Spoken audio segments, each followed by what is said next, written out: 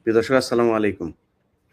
আ কিছুক্ষণ আগে আপনাদেরকে যেমনটি ঘোষণা দিয়েছিলাম যে আজকে আ আ আমাদের ছাত্রনেতা সমন্বয়ক জনাব হাসনাত আব্দুল্লাহ এবং সার্জিস আলম ২ জন গিয়েছিলেন অ্যাডভোকেট সাইফুল ইসলাম আলিফ তিনার জানাজায় অংশ নিতে এবং সেখান থেকে ফেরার পথে তাদের গাড়িটিকে চাপা দেওয়া হয়েছে।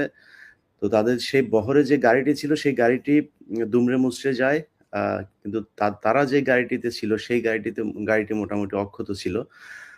একটু জানিয়ে রাখি যে যেই গাড়িটিতে তারা চাপা দিয়েছে সেই গাড়িটিতে হাসনাত আব্দুল্লাহরা যাওয়ার সময় গিয়েছিল। কিন্তু আসার সময় তারা গাড়িটি ভাগ্যক্রমে পরিবর্তন করে তারা অন্য আরেকটি গাড়িতে উঠেছে। আ যেই কারণে সেই গাড়িটিতে তারা ছিলেন না। এবং আ আরেকটি তথ্য যেটি জানলাম সেটা হচ্ছে যে ওই গাড়িটি যেটি দুমড়ে মুচড়ে গিয়েছে সেই গাড়িটির মালিক হচ্ছে